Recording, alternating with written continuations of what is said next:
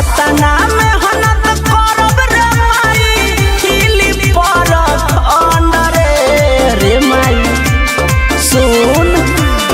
अतना में हनत करब रे माई हिली पर खंड रे जतना लोगवा हंसले बा ओकर हंसी क देब बहन रे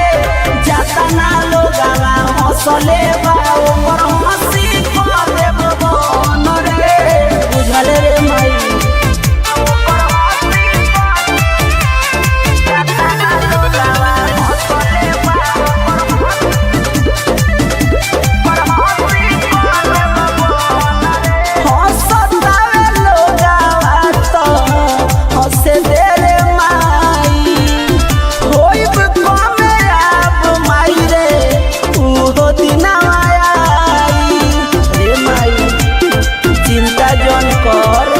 सतावे लोगवा तो हंसे रे माई ओइब कमे आब माई रे उहो दिनवा आई तोहरे बेटा के नाम खाली चली सबके टूटी घमंड रे जतना लोगवा हंसले बा ओकर हंसी क देब बहन रे जतना लोगवा हंसले बा ओकर हंसी क देब बहन रे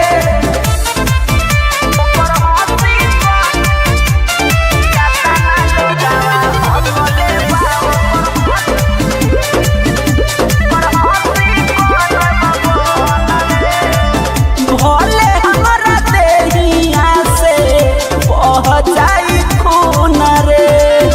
तब हुन कमी हमारा